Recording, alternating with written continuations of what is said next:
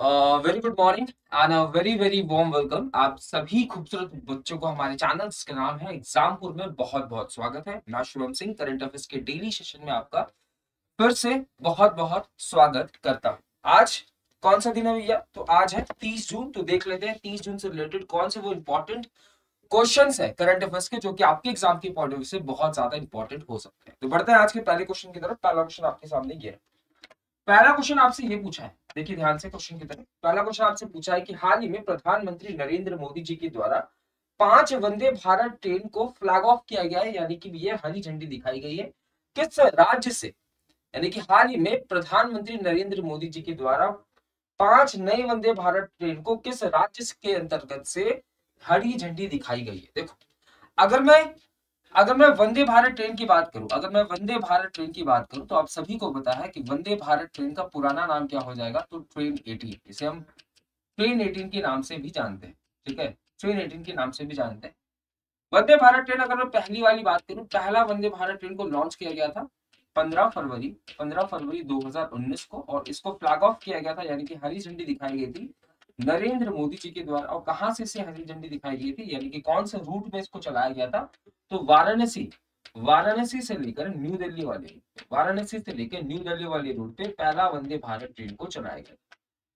अगर मैं बात करूं हाल ही में 18वें नंबर का वंदे भारत ट्रेन, 18वें नंबर का वंदे भारत ट्रेन को भी लॉन्च किया गया था। और ये जो 18वें नंबर का वंदे भारत ट्रेन था, इसको लॉन्च किया गया था न्यू जलपाईगुड़ी से लेकर, न्यू जलपाईगुड़ी से लेकर कौन से वाले रूट पे? तो याद रखिएगा गुवाहाटी वाले रूट। कौन से वाले रूट पे? गुवाहाटी वाले रूट पे। और अब क्या हुआ है? अब आपको मध्य प्रदेश से, अब मध्य प्रदेश से नरेंद्र मोदी जी के द्वारा 5 वंदे भारत ट्रेन को अलग अलग रूटों के लिए लॉन्च किया गया है। आइए जानते हैं इस क्वेश्चन के अंदर क्या क्या इंपॉर्टेंट बातें हैं जो आपके एग्जाम के पॉइंट ऑफ व्यू से इंपॉर्टेंट। देखिए, हाल ही में नरेंद्र मोदी जी के द्वारा 5 वंदे भारत ट्रेन को लॉन्च किया गया। कौन से स्टेशन से? तो याद रखिएगा रानी कमलापति स्टेशन। रानी कमलापति स्टेशन का पुराना नाम क्या होने वाला है? तो याद रखिएगा पुराना नाम होने वाला है हबीबगंज। इसका पुराना नाम होने वाला है हबीबगंज। तो याद रखिएगा हबीबगंज। हबीबगंज से हबीबगंज से हाल ही में 5 वंदे भारत ट्रेन को लॉन्च किए गए, यानी कि रानी कमलापति स्टेशन से। ठीक है, पहला वंदे भारत मैंने आपको ऑलरेडी बता दिया, इसे वाराणसी से लेकर न्यू दिल्ली वाले रूट पे चला गया था। बजट 2023-24 के अंदर भी इसके बारे में कुछ चर्चा की गई थी, जिसमें बताया गया था निर्मला सीतारमण जी के द्वारा कि हम टोटल 400 वंदे भारत ट्रेन को लॉन्च करने वाले हैं। कितने? तो 400 वंदे भारत ट्रेन को लॉन्च करने वाले हैं। साथ ही साथ हाल ही में रशिया और फ्रांस के साथ एक डील को साइन किया गया था। रशिया और फ्रांस के साथ एक डील को साइन किया गया था, एक समझौते पे सिग्नेचर किया गया था, जिसमें भारत रशिया और फ्रांस के साथ मिलकर वंदे भारत स्लीपर ट्रेन को भी लॉन्च कर रहे थे। वंदे भारत स्लीपर ट्रेन को भी लॉन्च कर रहे थे। ठीक है भैया, वंदे भारत स्लीपर ट्रेन को भी लॉन्च कर रही थी। मैंने बताया 5 वंदे भारत ट्रेन को कमलापति स्टेशन, जो कि आपको मध्य प्रदेश के अंदर देखने को मिलेगा, वहां से लॉन्च किया गया। कौन से रूट्स हो जाएंगे? तो देखो, एक आपको भोपाल से इंदौर वाला रूट होने वाला है, दूसरा भोपाल से जबलपुर वाला रूट होने वाला है, रांची से पटना वाला तीसरा, चौथा धड़वर से बेंगलुरु, और पांचवा गोवा से मुंबई। यानी कि 5 जो वंदे भारत ट्रेन है, इसको हाल ही में लॉन्च किए गए। मैंने आपको बताया कि पहला जो है वो न्यू दिल्ली से वाराणसी के बीच में, न्यू दिल्ली से वाराणसी के बीच में। और जो लेटेस्ट वाला था वो 18वें नंबर वाला था, जिसे हम न्यू जलपाईगुड़ी से गुवाहाटी के बीच में लॉन्च किए थे। उसके बाद ये 19वां, 20वां, 21वां, 22वां, 23वां, यानी कि अभी तक 23 वंदे भारत ट्रेन को लॉन्च किया जा चुका है। किसके द्वारा? तो नरेंद्र मोदी जी के द्वारा। याद रखिएगा, ये जो वंदे भारत ट्रेन होता है, इसमें बहुत सारी सुविधाएं होती है। ठीक है, जैसे ये इलेक्ट्रिसिटी पे चलने वाला है, फुली एसी ये ट्रेन होता है। ठीक है, और इसके अंदर आपको कवच सिस्टम देखने को मिलेगा, कवच सिस्टम, जिसके बारे में हाल ही में उड़ीसा के अंदर जब एक्सीडेंट हुआ था, उसके बाद ये बोला गया था कि सभी ट्रेन के अंदर कवच सिस्टम को हमें इंस्टॉल करना होगा। तो ये कवच सिस्टम ऑलरेडी आपको वंदे भारत ट्रेन के अंदर देखने को मिलने वाला है। तो दोबारा क्वेश्चन की तरफ आते हैं। क्वेश्चन आपसे पूछा था कि हाल ही में 5 वंदे भारत ट्रेन को हाल ही में नरेंद्र मोदी जी के द्वारा किस राज्य के अंतर्गत से इसको हरी झंडी दिखाई गई है? तो याद रखिएगा मध्य प्रदेश के अंदर आपको कमलापति स्टेशन देखने को मिलेगा, जिसका पुराना नाम था हबीबगंज। और वहां से नरेंद्र मोदी जी के द्वारा 5 अलग अलग रूट्स के अंदर वंदे भारत ट्रेन को लॉन्च किया गया। ठीक है, आई होप ये क्वेश्चन आपके समझ में आ गया हो। अगला प्रश्न की तरफ बढ़ते हैं। अगला प्रश्न आपके सामने ये रहा। अगला प्रश्न पूछा है कि when was the first international MSME is celebrated, पहला अंतरराष्ट्रीय एमएसएमई दिवस कब मनाया गया।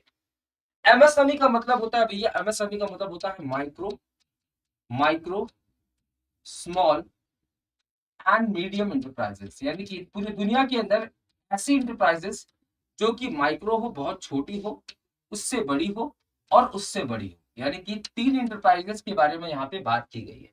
तो micro small and medium enterprises के लिए एक दिवस को मनाया जाता है, आपको बताना है किस दिन वो दिवस को मनाया जाता है। तो याद रखना, इस दिवस को मनाया जाता है, इस दिवस को मनाया जाता है हर साल 27 जून को। 27 जून को हर साल एमएसएमई डे के रूप में हम सेलिब्रेट करते हैं, यानी कि पूरी दुनिया के अंदर जो एमएसएमई जो इंटरप्राइजेस हैं उनको प्रमोट करने के लिए इस दिवस को सेलिब्रेट किया जाता है।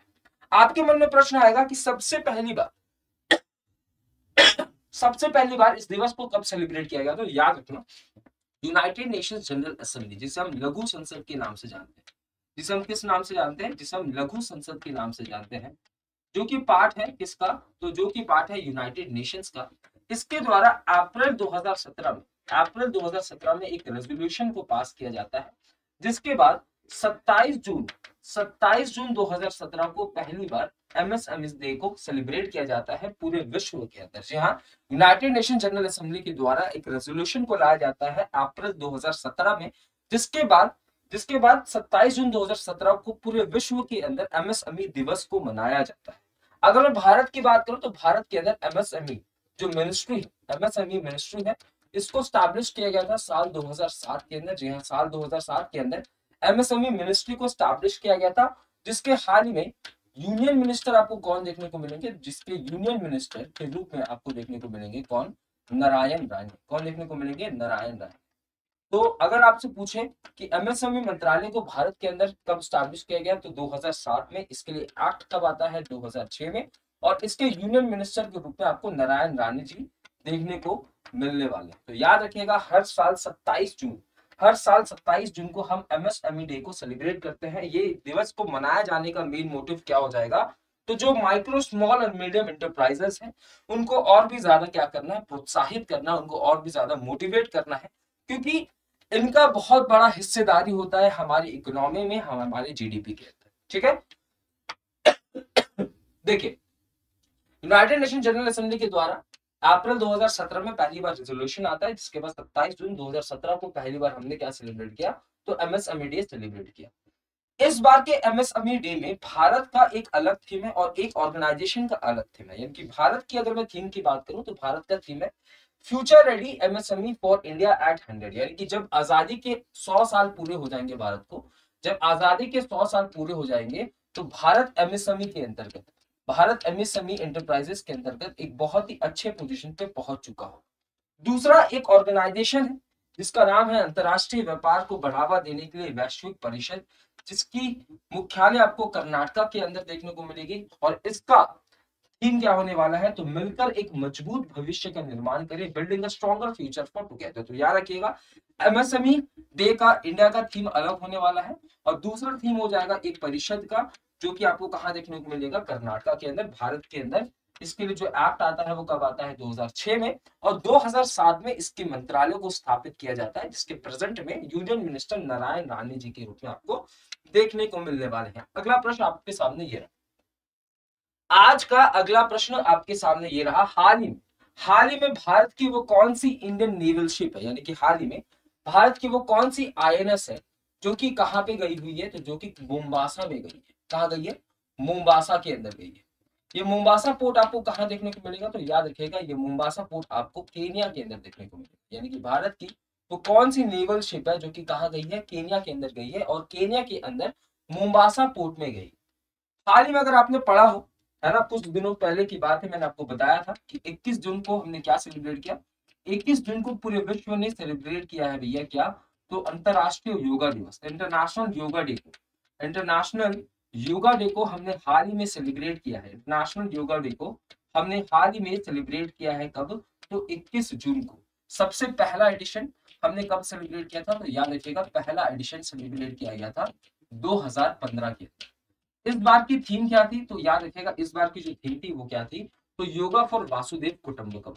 योगा फॉर वासुदेव वो योगा फॉर वासुदेव कुटुंबकम इस बार की थीम थी, यानी कि G20 से मिलती हुई ये थीम थी इस बार की किसकी, योगा दिवस की। ठीक है, अब इंटरनेशनल योगा डे का सेलिब्रेशन 21 जून में हुआ था और इसी दौरान INS वजीर जो है वो कहाँ गई हुई थी, तो ये गई थी कोलंबो। कहाँ गई थी, कोलंबो गई थी दौरे पे। ठीक है, कोलंबो कहाँ देखने को मिलेगा आपको, श्रीलंका के अंदर। अब क्या हुआ है, अब मुम्बासा पोर्ट जो कि आपको केनिया के अंदर देखने को मिलेगा, यहाँ पे कौन सी INS गई है, तो याद रखिएगा INS सुनैना। INS सुनैना, जी हाँ, INS सुनैना 21 जून से लेकर 23 जून के बीच में कहाँ गई हुई है, तो मुम्बासा गई हुई है। कहाँ गई हुई है, मुम्बासा गई हुई है। यानी किस अवसर पे गई हुई है, तो योगा डे के अवसर पे गई हुई है, योगा डे के अवसर पे गई हुई है। अगर आपके मन में प्रश्न आए कि ये जो INS सुनैना है ये किस क्लास की पेट्रोल वेसल है, याद रखिएगा ये जो INS सुनैना है ये एक पेट्रोल वेसल, ये एक पेट्रोल वेसल है। पेट्रोल वेसल का मतलब ऐसा नहीं होता है कि पेट्रोल से चलने वाली वेसल है, पेट्रोल का वेसल का मतलब ये है कि ये निगरानी करने वाली वेसल है। और ये कौन से क्लास की है, तो याद रखिएगा सरयू क्लास की। सरयू क्लास की जो पेट्रोल वेसल है वो कौन सी हो जाएगी, तो INS सुनैना। तो याद रखिएगा हाल ही में मुम्बासा पोर्ट के अंतर्गत, मुम्बासा पोर्ट आपको केनिया के अंदर देखने को मिलेगा, यहाँ पे कौन गई है, तो यहाँ पे INS सुनैना गई हुई है। हाल ही में भैया एक मैरिटाइम एक्सरसाइज को भी सेलिब्रेट किया गया जिसमें पार्टिसिपेट किया किसने, INS सुनैना ने। और इसका आयोजन कहाँ पे किया गया था, केनिया के अंदर किया गया था। ये जो एक्सरसाइज है ये एक नेवल एक्सरसाइज है, यानी कि इंडिया की नेवी यहाँ पे पार्टिसिपेट करते हुए आपको देखने को मिलेगी। इस बार का जो थीम था वो क्या था, ओशन रिंग ऑफ योगा, यानी कि योगा को डेडिकेट करते हुए इस एक्सरसाइज को कंडक्ट कराया गया था। मैंने बताया सरयू क्लास की है कौन, तो INS सुनैना। सरयू क्लास के अंदर आपको 6 पेट्रोल वेसल देखने को मिलेंगे, जिसमें से 4 पेट्रोल वेसल जो है वो भारत ने अपने लिए बनाया है और 2 पेट्रोल वेसल ने भारत ने श्रीलंका के लिए बनाया। जी हाँ, श्रीलंका के लिए 2 पेट्रोल वेसल बनाया गया है, कौन सी क्लास का, सरयू क्लास का। और 4 पेट्रोल वेसल भारत ने अपने लिए बनाया। भारत ने अपने लिए बनाया है INS Saryu, INS Sunaina, INS Sumedha और INS सुमित्रा। और श्रीलंका के लिए बनाया है सयूराला और सिंधुराला। यानी कि सरयू क्लास के अंदर आपको 6 पेट्रोल वेसल देखने को मिलेंगे, जिसको बनाया गया है गोवा शिपयार्ड लिमिटेड के अंतर्गत। और इसमें से 4 पेट्रोल वेसल भारत ने अपने लिए बनाए हैं और 2 पेट्रोल वेसल जो है वो श्रीलंका के लिए बनाए गए। अगले प्रश्न की तरफ आते हैं। अगला प्रश्न आपके सामने ये, अगला प्रश्न आपके सामने एक बैंक से रिलेटेड है। आपको बताना है कि इनमें से वो कौन है जिनको हाल ही में मैनेजिंग डायरेक्टर के पद पे नियुक्त किया गया है। DBS bank India. देखिए DBS बैंक जो है ये कहाँ की बैंक है, याद रखिएगा जो DBS बैंक है ये बैंक आपको सिंगापुर के अंदर देखने को मिलेगी। जी हाँ, सिंगापुर की एक बैंक है जिसका नाम है DBS बैंक। ये जो DBS बैंक है इसके अंदर आपको सीईओ के पद पे पीयूष गुप्ता जी देखने को मिलने वाले। कौन देखने को मिलने वाले हैं, पीयूष गुप्ता जी देखने को मिलने वाले हैं, जो कि भारतीय। अब इनकी जो शाखा है वो भारत के अंदर भी होगी। जी हाँ, इनकी शाखा जो है वो भारत के अंदर होगी। तो DBS इंडिया के अभी तक जो मैनेजिंग डायरेक्टर थे वो कौन थे, तो नीरज मित्तल जी थे। और अब नीरज मित्तल जी को किसने रिप्लेस किया है, तो नीरज मित्तल जी को रिप्लेस किया है रजत वर्मा। तो याद रखिएगा DBS बैंक जो है ये इंडिया की बैंक नहीं है, ये सिंगापुर की बैंक है। इसकी शाखाएं आपको भारत के अंदर देखने को मिलेंगी, जिसके अंदर आपको सीईओ के पद पे पीयूष गुप्ता देखने को मिलेंगे। और DBS इंडिया के मैनेजिंग डायरेक्टर के रूप में हाल ही में अपॉइंटमेंट हुआ है रजत वर्मा जी का। किनके पद पे, तो नीरज मित्तल जी के पद पे। ठीक है, अगले प्रश्न की तरफ आता है। अगला प्रश्न आपके सामने ये रहा। अगला प्रश्न आपसे कहा गया है, which edition of UNESCO Al Fozan international prize for the promotion of young scientist recently announced. हाल ही में क्या हुआ है, बात को समझिए। हाल ही में आप सभी को पता है यूनेस्को के बारे में आप सभी को पता है यूनेस्को क्या है, तो यूनेस्को है United Nations educational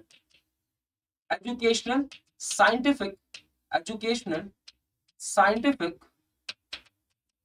and Cultural Organization. यानी कि एक ऐसी ऑर्गेनाइजेशन जो कि किसके लिए काम करती है, यूनाइटेड नेशंस के लिए काम करती है।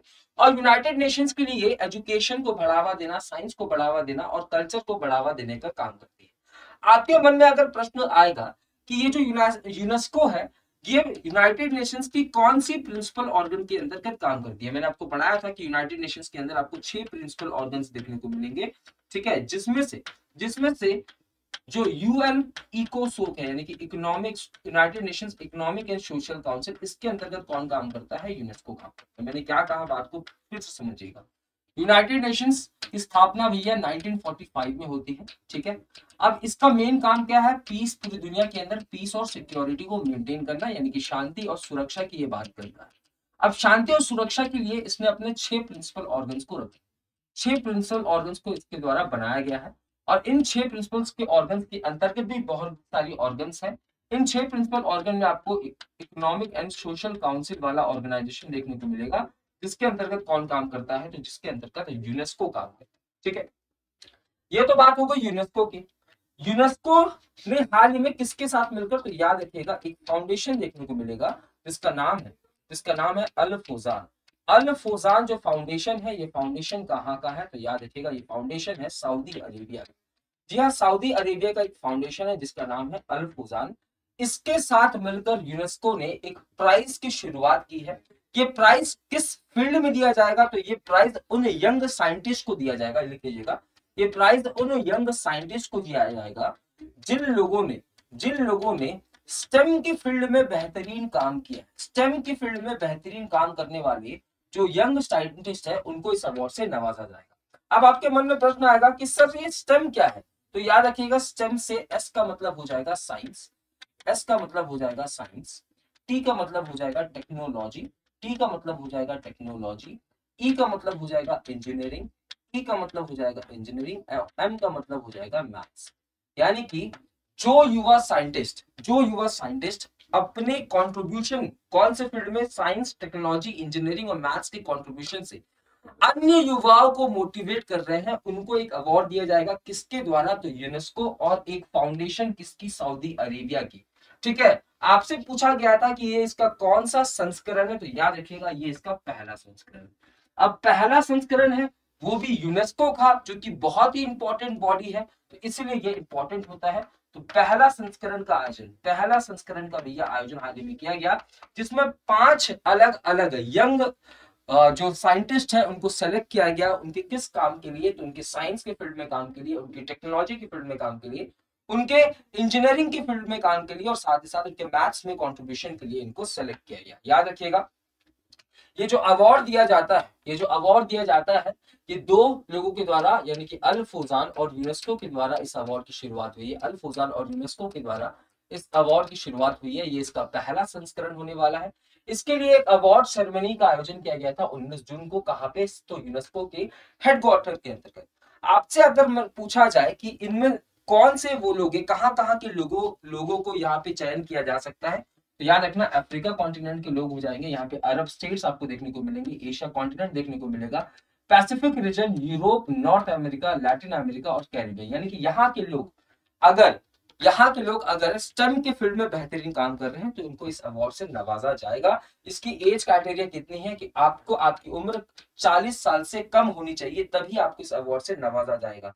इसके अंतर्गत अवार्ड को डिसाइड कौन करता है कि किसे इस अवार्ड को दिया जाना चाहिए? तो याद रखिएगा, इसकी 5 मेंबर की जूरी होती है, जिनका अपॉइंटमेंट 2 से लेकर 6 साल के बीच के लिए किया जाता है, और उन्हीं के द्वारा ये डिसाइड किया जाता है कि साल 2023 में किसने इन फील्ड्स में बेहतरीन काम किया है। तो याद रखिएगा, पहले पे हो जाएंगे प्रोफेसर एब्डोमन एंटांगा जो कि साउथ अफ्रीका से, दूसरे पे प्रोफेसर क्योमी फू जो कि चाइना से हैं, डॉक्टर हिशाम उमरान इजिप्ट से, डॉक्टर जेलिना वाल्डिक सर्बिया से, डॉक्टर फेडरिको एरियाल अर्जेंटीना से। यानी कि 5 लोग हैं जिनको हाल ही में अल फौजान और यूनेस्को के द्वारा स्टेम के फील्ड में बहुत ज्यादा कंट्रीब्यूशन के लिए इस अवार्ड से नवाजा गया है। याद रखिएगा, ये इसका पहला संस्करण होने वाला।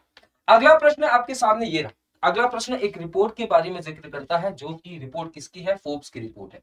आप सभी को पता है कि फोर्ब्स जो है ये एक बिजनेस मैगजीन है। फोर्ब्स जो है ये एक बिजनेस मैगजीन है। कहाँ की बिजनेस मैगजीन है? तो ये बिजनेस मैगजीन है यूएसए की, और इसके द्वारा मोस्ट इन्फ्लुएंशियल, मोस्ट प्रभावशाली, यानी कि मोस्ट इन्फ्लुएंशियल, पहले बच्चों मोस्ट इन्फ्लुएंशियल यानी कि वो वो चीफ मार्केटिंग ऑफिसर्स, आप सभी को पता है कि किसी भी कंपनी में मार्केटिंग का एक विभाग होता है और उस मार्केटिंग के विभाग को कंट्रोल रेगुलेट करने का काम किसका होता है, तो चीफ मार्केटिंग ऑफिसर का।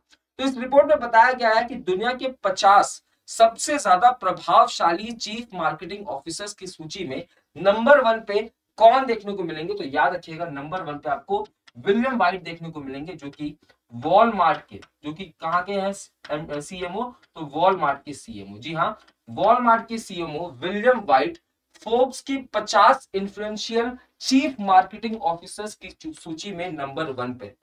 क्या कोई ऐसे भारतीय है जो कि इस लिस्ट में टॉप 10 में आते हैं, तो याद रखिएगा टॉप 10 में आपको इकलौते ऐसे भारतीय मिलेंगे जिनका नाम क्या हो जाएगा, जिनका नाम होगा हरीश भट्ट। जी हाँ, हरीश भट्ट वो भारतीय हैं जो कि टॉप 10 में जगह बनाने में कामयाब रहे हैं।